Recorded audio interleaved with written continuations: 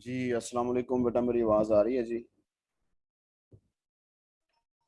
वालेकुम सलाम जी सर, आ रही है। चलें, गुड। प्रोग्राम को करने से पहले थोड़ा सा आप लोगों ने इसको समझ लें कि ये प्रोग्राम है किस लिए। एक रूम है, उस रूम का डिस्टेंस एक साइड का कह लें मेजर किया जाता है फीट और इंचज में। रूम का डिस्टेंस मेजर किया जाता है। इसी तरह फिर उसके साथ एक रूम है, उसका भी फीट और इंचज में डिस्टेंस मेजर किया जाता है। मतलब दो डिस्टेंसेस आ गए आपके पास। दो डिस्टेंसेस से मुराद अब आपने समझनी है। दो डिस्टेंसेस से मुराद यह है कि डिस्टेंस की हमने एक क्लास बनाई थी, हमने दो डिस्टेंसेस को ऐड करना है और तीसरे डिस्टेंस में असाइन करना है। अब दो डिस्टेंसेस कहां से आएंगे? दो डिस्टेंसेस को ऐड करने से मुराद यह है कि दो डिस्टेंस टाइप ऑब्जेक्ट लेने पड़ेंगे। दोनों में आप लोग वैल्यूज लेंगे और दोनों में वैल्यूज लेने के बाद आप लोग जो है उन दोनों डिस्टेंसेस को पास करेंगे टू एनी फंक्शन। देन वो फंक्शन जो होगा उन दोनों डिस्टेंसेस को ऐड करके फाइनल डिस्टेंस असाइन करेगा तीसरे डिस्टेंस को। जैसा आपका आपकी एक्सरसाइज का पहला प्रोग्राम है जिसमें उसने कहा था जी कि आपने आई एक डाटा मेंबर लेना है, फिर आपने उसके लास्ट में उसने कहा जी कि दो ऑब्जेक्ट्स लें, उनको ऐड करें, तीसरे ऑब्जेक्ट को असाइन करें। तो इस प्रोग्राम के अंदर बेसिकली क्या कह रहा है कि आपने दो डिस्टेंसेस को ऐड करना है और तीसरे डिस्टेंस को असाइन करना है। तो दो डिस्टेंसेस कैसे ऐड होंगे? क्योंकि डिस्टेंसेस तो ऑब्जेक्ट्स होते हैं, ऑब्जेक्ट्स को डायरेक्टली ऐड नहीं किया जा सकता क्योंकि ऑब्जेक्ट्स के अंदर मल्टीपल वैल्यूज होती हैं और डिफरेंट टाइप्स की वैल्यूज होती हैं। जैसा कि S1 के अंदर रोल नंबर भी था, नेम भी था, S2 के अंदर रोल नंबर भी था, नेम भी था। अगर मैं S1 प्लस S2 करूंगा तो अभी यहाँ पर इस वक्त ऐसा कोई मैकेनिज्म नहीं है जो कि S1 के उसको S1 के रोल नंबर को S2 के रोल नंबर के साथ ऐड करे और S1 के नेम को S2 के साथ ऐड करे। सो हमें एक फंक्शन बनाना पड़ता है और उस फंक्शन को हमें ये दोनों आर्गुमेंट्स के तौर पे ऑब्जेक्ट्स पास करने पड़ते हैं और देन उस फंक्शन के अंदर हमें ये सारी डेफिनेशन खुद से लिखनी पड़ती है कि how to add the values of two objects. अब उसके अंदर दो डाटा मेंबर्स हैं, तीन डाटा मेंबर्स हैं, वो बात की बात है। इस प्रोग्राम का मकसद है कि दो डिस्टेंसेस को ऐड करना है और तीसरे डिस्टेंस को असाइन करवाना है। इसके अंदर हमारे पास जैसे फंक्शन ओवरलोडिंग होती है, उसी फंक्शन ओवरलोडिंग के कंसेप्ट को यूज करते हुए कंस्ट्रक्टर ओवरलोडिंग को यूज किया गया। अब कंफ्यूजन खत्म करते हैं, कंफ्यूजन बेसिकली खत्म करते हैं कि constructor overloading is a separate thing, function overloading is a separate thing. We all know that constructor is also a function. तो कंस्ट्रक्टर भी फंक्शन ओवरलोडिंग में आता है, लेकिन वो जो बातें दो तीन चार कंस्ट्रक्टर के बारे में है, हमें वहां सिर्फ बातें उन बातों को याद रखना पड़ता है, नथिंग एल्स। तो इसके अंदर हम लोग कंस्ट्रक्टर ओवरलोडिंग को भी देखते हैं और ऑब्जेक्ट्स को एज फंक्शन आर्गुमेंट्स भी पास करते हैं, और तीसरा तो डिफॉल्ट कॉपी कंस्ट्रक्टर है उसको भी यूटिलाइज करेंगे। तो मैं टर्बो को आपके सामने लेके आता हूँ, प्रोग्राम को करते हैं, स्टार्ट करते हैं प्रोग्राम को। स्क्रीन बड़ी करने लगा हूँ जी, तो आपने कुछ भी पूछना है तो मुझसे बोल के पूछना है, क्योंकि अभी आप पार्टिसिपेंट्स जो हैं वो मेरे सामने से गायब हो जाते हैं जब मैं स्क्रीन बड़ी करता हूँ। तो आप कुछ भी पूछेंगे तो बोल के पूछेंगे। एज कन्वेंशन कह लें या एज रिक्वायर्ड कह लें, हमें कुछ हेडर फाइल्स अपने प्रोग्राम का हिस्सा बनानी पड़ती हैं। ठीक है जी, ये आप लोगों के पास यहाँ पर हेडर फाइल्स को इस तरह हिस्सा बनाया जाता है। आपकी जो पाइथन की लैंग्वेज है उसके अंदर हेडर फाइल्स को पैकेजेस का नाम दे दिया जाता है और इंपोर्ट करके जो है वो कहा जाता है जी कि इंपोर्ट समथिंग, जो भी हमने हेडर फाइल लिखनी है या पैकेज का नाम लिखना है। डिस्टेंस की क्लास बनाते हैं जी। डिस्टेंस की क्लास के अंदर बेसिकली दो डाटा मेंबर्स लिए गए हैं। दो डाटा मेंबर्स इसलिए लिए गए हैं कि एक डाटा मेंबर फीट का और एक डाटा मेंबर आप लोगों के पास जो है वो इंचज का, क्योंकि डिस्टेंस जो है वो फीट और इंचज में मेजर किया जाता है। तो सबसे पहले उन्होंने क्या किया था, उन्होंने ये किया कि एक कंस्ट्रक्टर बनाया, नो आर्गुमेंट कंस्ट्रक्टर, जिसके अंदर उसने फीट इक्वल्स टू 0 और इंचेस भी इक्वल्स टू 0 किया। जैसा आप लोग नॉर्मली कर रहे थे कि आप लोगों ने वो जो कॉपी किया वहां से वहां पर आप ये कर रहे हैं, फीट को ब्रैकेट में 0 डाल रहे हैं और देन आप इंचेस को ब्रैकेट में 0 डाल रहे हैं, तो ये काम कर रहे हैं। फिर इस केस के अंदर जब आप ये कॉलन साइन डाल के यूं करते हैं देन आपको ये बॉडी खाली रखनी पड़ती है। हम अपना जो प्रॉपर मेथड है हम उसी को फॉलो करते हैं। हमने बॉडी के अंदर दोनों को 0 के साथ इनिशियलाइज करवाया, then we overloaded the constructor function. Constructor function को ओवरलोडेड से करने से क्या मुराद है, हम जानते हैं ओवरलोडिंग से क्या मुराद होती है। फंक्शन ओवरलोडिंग से मुराद होती है कि एक ही नाम के मोर देन वन फंक्शन जो है वो आप लोग अपने प्रोग्राम में बना लेते हैं। याद है या नहीं याद? टेस्ट के नाम का फंक्शन बनाया था, 4 फंक्शन बनाए थे फंक्शन ओवरलोडिंग को जब पढ़ा था हमने। जी सर याद है। गुड। अब इधर इधर हम लोग इसको कहते हैं कि ये हम लोग वो नो आर्गुमेंट कंस्ट्रक्टर था, इसको हम कहते हैं जी कि इसको हम लोग 2 आर्गुमेंट्स पास करेंगे, 1 for feet and 1 for inches. We made a mistake कि हमारे जो इंचेस हैं वो फ्लोट टाइप है, दैट्स वाई हमें यहाँ पर उसको बताना पड़ेगा भाई हम आपको एक फीट टाइप वैल्यू पास करेंगे, एक हम इंटीजर टाइप वैल्यू पास करेंगे और एक हम लोग आपको फ्लोट टाइप वैल्यू पास करेंगे। Then this ft will be used to initialize the feet and this जो in है it will be used to initialize the inches। तो ये कंस्ट्रक्टर ओवरलोडिंग हो गई कि हमने 2 कंस्ट्रक्टर बनाए, एक नो आर्गुमेंट और एक 2 आर्गुमेंट्स वाला। तो जब हम लोग ऑब्जेक्ट को 2 आर्गुमेंट पास कर देंगे ऑब्जेक्ट की क्रिएशन के टाइम, तो ये वाला कंस्ट्रक्टर कॉल हो जाएगा। जब हम लोग ऑब्जेक्ट को कोई आर्गुमेंट पास नहीं करेंगे तो ये वाला कंस्ट्रक्टर कॉल हो जाएगा, क्योंकि हमें पता है कि कंस्ट्रक्टर कब कॉल होता है। और हमने कंस्ट्रक्टर को आर्गुमेंट पास करके भी देखे थे लास्ट क्लासेस के अंदर, लास्ट वीक मींस शायद के सैटरडे को। यहाँ पर एक फंक्शन बनाया उन्होंने जिसमें आप अगर वैल्यूज लेना चाहते हैं यूजर से तो आप यूजर से वैल्यूज ले सकते हैं, जिसमें आप कहते हैं जी कि सी out enter feet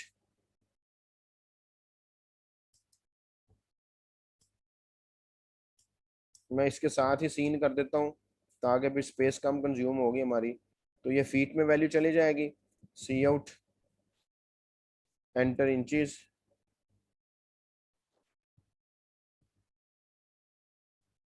scene inches enter करवाते हैं। और यहाँ पर एक फंक्शन जो है they made to add the distances, distance के नाम का, और इसको हमें बताना है कि भाई हम आपको 2 डिस्टेंस टाइप वेरिएबल या डिस्टेंस टाइप वैल्यूज पास करेंगे, क्योंकि ऑब्जेक्ट पास करना है ना। अब जैसे हम लोगों ने जी sir. Integer type values pass करनी थी तो हम उसको बताते हैं कि हम आपको इंट टाइप वैल्यू पास करेंगे।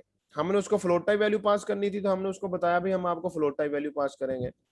अब हम लोग यहाँ पर उसको बताएंगे भाई कि हम आपको डिस्टेंस टाइप वैल्यू पास करेंगे, ठीक है जी। और वो डिस्टेंस टाइप वैल्यू उसका वेरिएबल नेम यही रखना चाहते हैं यही रख लें, यहां नहीं रखना चाहते यहां ना रखें। और बुक के अंदर इस फंक्शन को उन्होंने out of class using scope resolution operator define किया है, हम लोग यहीं पर कर लेते हैं। क्या किया उन्होंने यहां पर?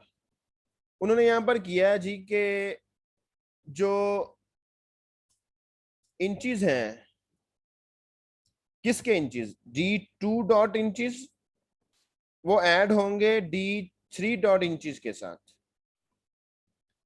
और वो चले जाएंगे इंचेस में। किसके इंचेस में जाएंगे? जिसके साथ जिस ऑब्जेक्ट के साथ ये ऐड अंडरस्कोर डिस्टेंस का फंक्शन जो है वो कॉल किया जाएगा। फिर यहां पर कंडीशन लगाई गई कि अगर इंचेस जो हैं वो ग्रेटर देन, और फिर उसके साथ एक ये चीज भी करनी पड़ेगी हमें कि हमें फीट जो है ना उसको इक्वल टू 0 करना पड़ा। उसकी क्या रीजन है, उसकी रीजन भी मैं अभी आपको बताता हूँ। Inches, if inches equals to, या हम कहते हैं ग्रेटर देन इक्वल्स टू 12। अब हमें पता है कि जैसे ही इंचेस 12 होते हैं या 12 से ज्यादा होते हैं तो हम कहते हैं जी कि 1 फीट बन जाता है, 1 फुट बन जाता है। तो हम लोग 12 इंचज की बजाय उसको कहते हैं 1 फुट। तो इसका मतलब है कि अगर इंचज ग्रेटर देन 12 होंगे तो हमें क्या करना है, हमें करना है इंचज -12 और फीट में इंक्रीमेंट करना है।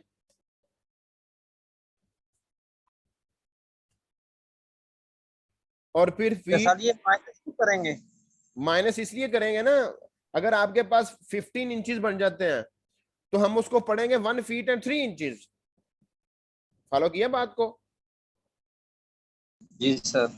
तो उसके लिए फिर -12 नहीं करना, क्योंकि 1 फीट और 3 इंचज पे लेके आना ना हमने उसको। इंचज तो 3 रह गए सर ना, जी 15 में जी से -12 करेंगे तो 3 इंचज रह जाएंगे और 1 फीट बन जाएगा। हो गया क्लियर जी सर। सबको? Yes sir. Feet equals to feet plus D2 dot feet plus D3 dot feet. अब हमने फीट ऐड कर लिए सारे, ये D2 के फीट, ये D3 के फीट और ये वाले फीट जो है, क्योंकि हमने डी फीट को इंक्रीमेंट किया। अगर यहाँ पर फीट इंक्रीमेंट होगा तो यहाँ पर 1 आ जाएगा, अगर इंक्रीमेंट नहीं होगा तो 0 के तौर पे वो ऐड हो जाएगा, इसमें कोई ऐसा प्रॉब्लम नहीं है। ये फंक्शन एंड हो गया। यहाँ पर एक फंक्शन बनाया गया to display the distances, void display कह लें, और यहाँ पर हम लोग इसको कहते हैं जी सी आउट फीट आर फीट, साथ एंड लाइन भी कर लेते हैं, और सी आउट इंचज आर इंचज, तो यहाँ भी एंड कर लेते हैं। यहाँ पर ये फंक्शन एंड हो गया, और यहाँ पर ये फंक्शन एंड हो गया, और यहाँ पर आपके पास जो है ये आपकी क्लास एंड हो गई। अब हम मेन में जाएंगे, मेन में जाके हम लोग पहले तो क्लियर स्क्रीन करेंगे, देन हम दो डिस्टेंसेस फॉर एग्जांपल लेते हैं। एक का नाम रखते हैं dist1 और एक का नाम रखते हैं हम फॉर एग्जांपल डिस्ट, जो उसने किया उसके मुताबिक कर लेते हैं dist3। dist2 क्यों नहीं किया? dist2 इसलिए नहीं किया, ये मैं आपको बताने लगा हूं। dist2 को हम लोग जो है वो 2 आर्गुमेंट कंस्ट्रक्टर पास करके यूज करते हुए इनिशियलाइज करेंगे। ठीक है, 4 पॉइंट आप कह लीजिए कि 25 इंचज। अब आप देखें कि डिस्टेंस 1 के लिए भी नो आर्गुमेंट कंस्ट्रक्टर कॉल होगा, dist3 के लिए भी नो आर्गुमेंट कंस्ट्रक्टर कॉल होगा, क्योंकि हमने dist1 के साथ आर्गुमेंट पास नहीं किए, dist3 के साथ भी आर्गुमेंट पास नहीं किए, लेकिन dist2 के साथ हमने 2 आर्गुमेंट्स पास किए हैं। इसका मतलब है dist2 के साथ हमने जब 2 आर्गुमेंट्स पास कर दिए तो अब कौन सा कंस्ट्रक्टर कॉल होना है? जो 2 आर्गुमेंट्स वाला कंस्ट्रक्टर है। dist1 की वैल्यूज कैसे लेनी है? dist1 की वैल्यूज लेनी है जी हमने गेट डिस्टेंस के फंक्शन को कॉल करके। फंक्शन का नाम यही था, get distance, get values. Get values का नाम यूज करते हुए हमने dist1 की वैल्यूज लेनी है।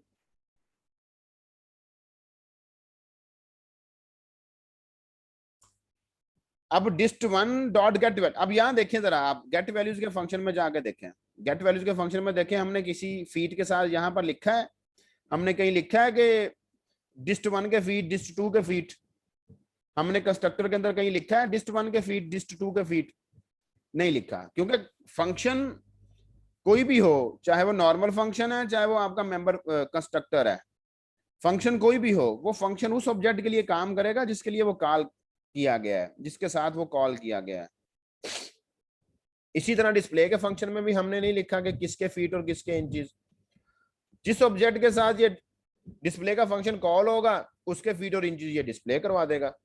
तो dist1 डॉट गेट वैल्यूज, अब क्या करते हैं, dist3 डॉट एड अंडरस्कोर डिस्ट, फिर हम उसको पास करेंगे dist1 का ऑब्जेक्ट और dist2 का ऑब्जेक्ट। ये दोनों पास हो गए, ऐड अंडरस्कोर डिस्टेंस के फंक्शन में चले जाएंगे। वहां जाके हमारे पास इनकी वैल्यू जो है, dist1 की वैल्यू और dist2 की वैल्यू जो है, ये कहां आ जाएगी, D2 के अंदर आ जाएगी और D3 के अंदर आ जाएगी। dist1 की वैल्यू D2 में आ जाएगी, dist2 की वैल्यू D3 में आ जाएगी, और फिर ये ऐड हो जाएंगे यहाँ पर। ठीक है जी। और देन हम लोग यहाँ करेंगे कि हम dist1 डॉट डिस्प्ले भी करते हैं, ताकि dist1 के भी फीट एंड इंचेस डिस्प्ले हो जाए। dist2 डॉट डिस्प्ले भी करते हैं, ताकि dist2 का भी डिस्प्ले हो जाए। dist3 डॉट डिस्प्ले भी करते हैं। और यहाँ हम इसको गेट कैरेक्टर करते हैं जी,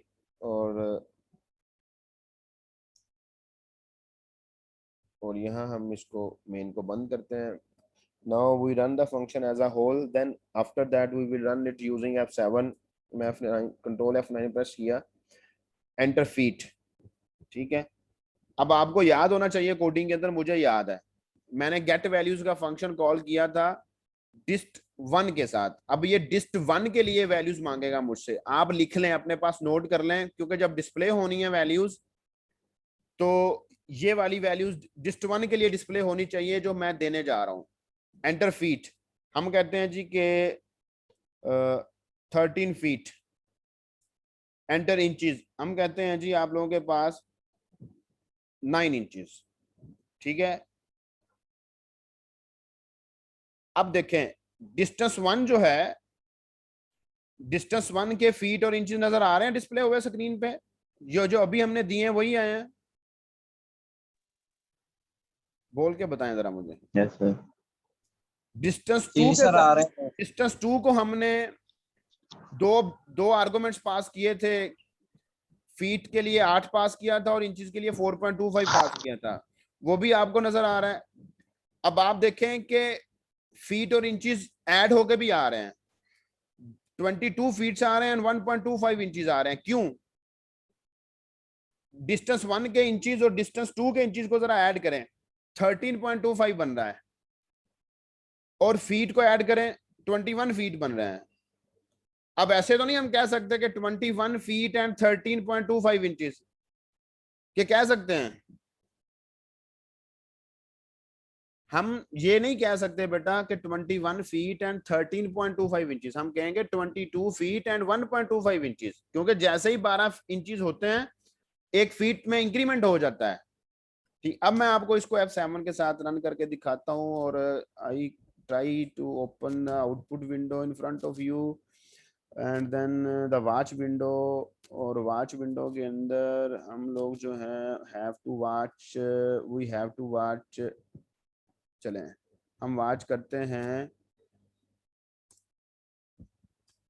dist1 डॉट फीट,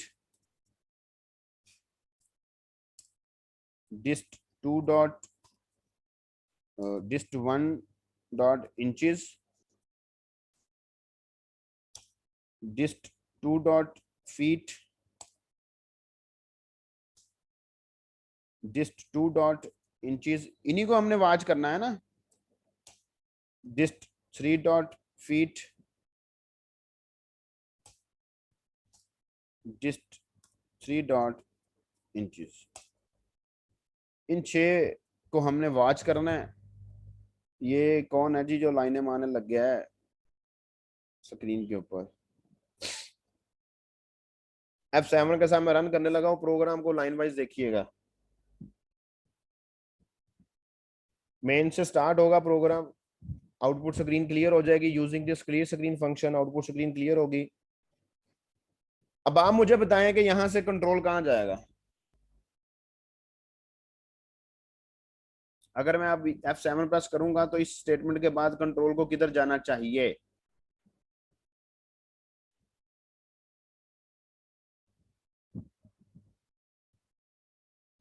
लाइको, dist1 और dist3 के पास। dist1 और dist3 तो ऑब्जेक्ट क्रिएट हो रहे हैं यहाँ पर इस लाइन में। dist1 और dist3 ऑब्जेक्ट क्रिएट किए जा रहे हैं। गेट वैल्यूज लेगा, गेट वैल्यूज तो कॉल ही नहीं किया रमीज हमने। गेट वैल्यू लेगा, कंस्ट्रक्टर चलाएगा जो जिसकी वैल्यू हमने 0 की थी। कंस्ट्रक्टर में जाएगा, कौन से कंस्ट्रक्टर में जाएगा? नो आर्गुमेंट, पहले जाएगा डिस्ट 1 के लिए कंस्ट्रक्टर में, ये देखिएगा चला गया डिस्ट 1 के लिए। Constructor automatically called when an object is created, so we create 2 objects in that statement. वो 2 ऑब्जेक्ट्स कौन से थे? एक था डिस्ट 1, एक था dist 3। Firstly it called constructor for dist 1। अब डिस्ट 1 के लिए ये कंस्ट्रक्टर कॉल हुआ, तो अब आप वॉच विंडो में भी देखेंगे साथ कि डिस्ट 1 के फीट में भी 0 आ जाएगा, डिस्ट 1 के इंचेस में भी 0 आ जाएगा।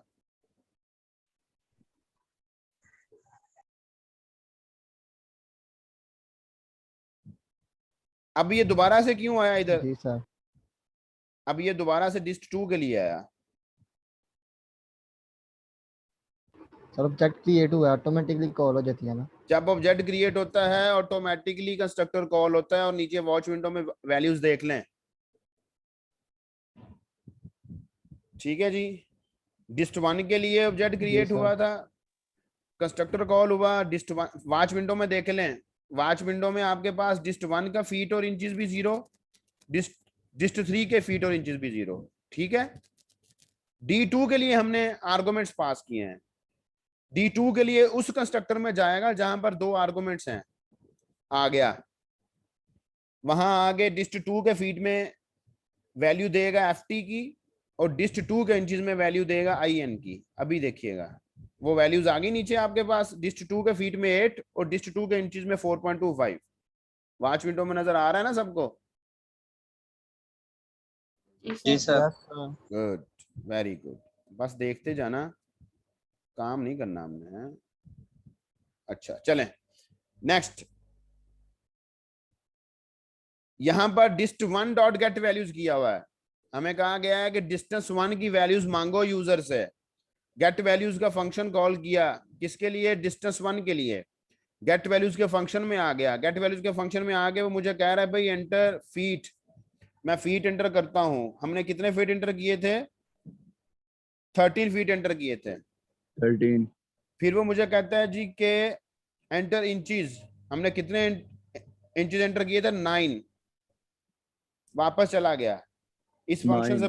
वेरी गुड, इस फंक्शन से बाहर जाएगा। वो देखें अब डिस्टेंस 1 के फीट और इंचेस में वॉच विंडो में देखें आ गई वैल्यू 13 और 9। Yes sir. जी सर अभी।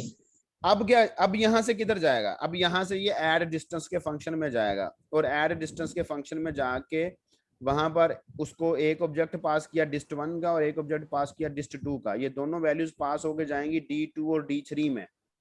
यहाँ आ गया जी ऐड डिस्टेंस के फंक्शन में आ गया। यहाँ ऐड डिस्टेंस के फंक्शन में आके ये इंचेस किसके हैं? ये इंचेस डिस्ट 3 के हैं।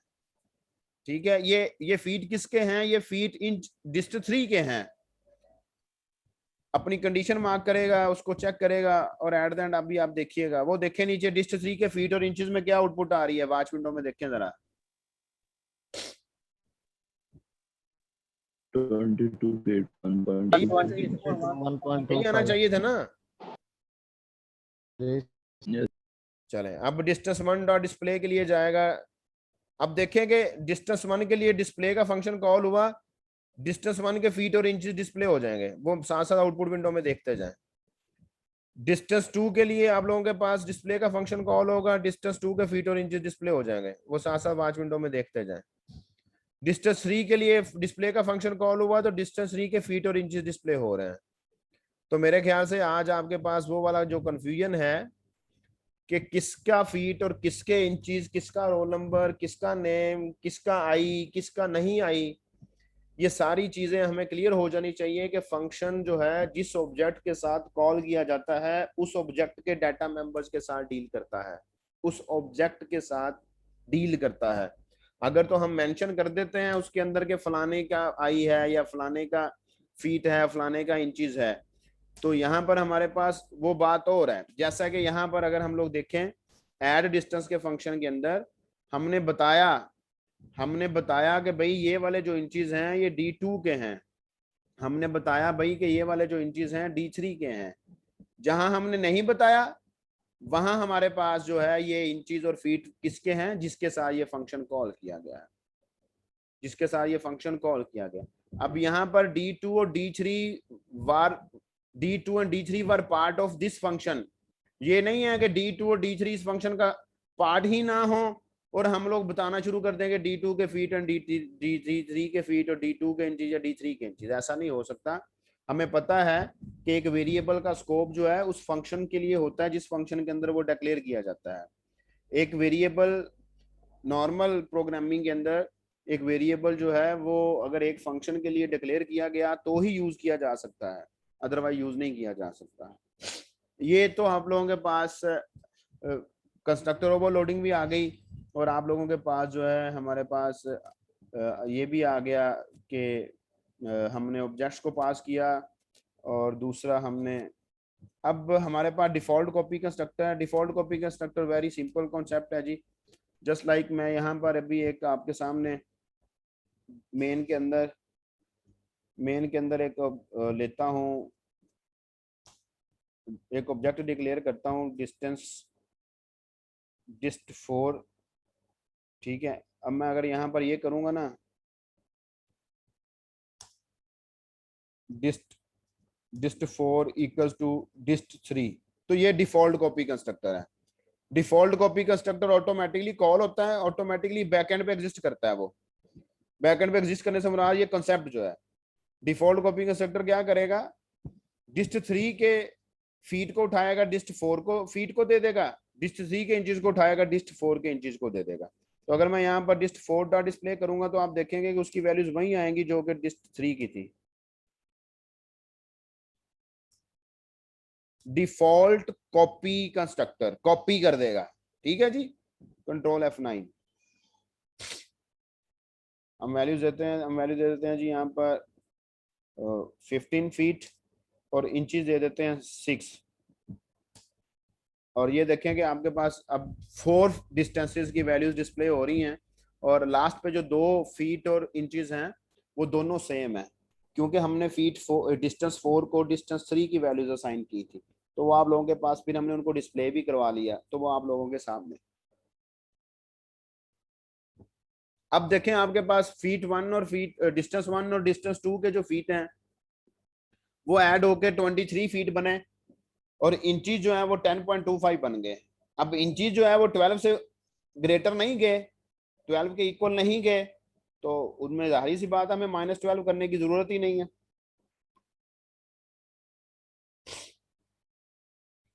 जी बेटा क्लियर है जी सबको?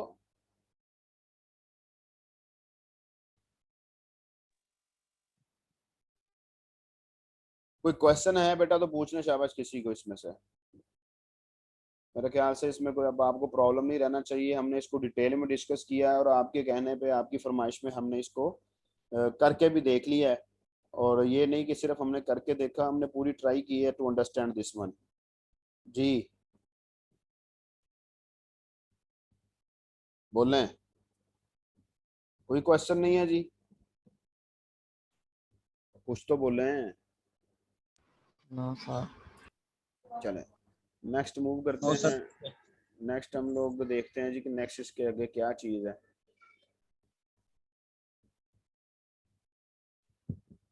अच्छा ये तो ये सारी चीज़ें हम लोग ने डिस्कस कर ली हैं जी इतना ठीक नहीं। यानी ठीक है, हम नेक्स्ट पढ़ने नहीं जा रहे। मैं चाह रहा था कि देख लूं अगर इससे रिलेटेड कोई और चीज़ रह ना जाए, कोशिश मेरी ये है बेटा। अब ये तो हमें पता है रिटर्निंग ऑब्जेक्ट्स फ्रॉम फंक्शन, चलें इसको नेक्स्ट क्लास में पढ़ लेंगे। जैसे हम लोग फंक्शन को 2 आर्गुमेंट्स पास करते थे और फिर बाद में फंक्शन से हमने कुछ वैल्यू रिटर्न करवाई, इसी तरह अब ऑब्जेक्ट्स पास किए हैं। नेक्स्ट क्लास में इंशाल्लाह ताला हम लोग वेडनेसडे को जो है ऑब्जेक्ट्स रिटर्न करवाएंगे फ्रॉम फंक्शन, जैसे वैल्यू रिटर्न करवाते हैं फ्रॉम फंक्शन, एक simple value, int value sir या फ्लोट वैल्यू। जी सर मिड में कितने चैप्टर होंगे इंक्लूड? मिड में पूरी किताब, और फाइनल में? फाइनल में 2 किताबें। सर जी कैसे? एक ये पढ़ लेंगे, एक हमने डिटेल एंड डिटेल की बुक पढ़ लेनी है, दोनों इंक्लूड कर देंगे। और कैसे मैंने आपसे पहले कहा था कि ये मिड और फाइनल पढ़ने वाले जो बच्चे होते हैं ना, ये मिड और फाइनल के बारे में परेशान नहीं होते हैं। They focus on their work, वो अपने काम पर तवज्जो करते हैं। जहां से मर्जी मिड आ जाए, जहां से मर्जी फाइनल आ जाए, जितना पढ़ा होगा उसी में से ही आएगा ना। कोई आपको डेटाबेस सर। का क्वेश्चन तो नहीं देने लगा मैं। ना सर। फिर जी सर बिल्कुल। इसके बारे में परेशान ना हुआ करें बेटा। अपना ख्याल रखिएगा, अपने पेरेंट्स का ख्याल रखिएगा। इंशाल्लाह ताला नेक्स्ट क्लास में आपके साथ मुलाकात होगी। अल्लाह हाफिज़। Okay. ओके सर, अल्लाह हाफिज।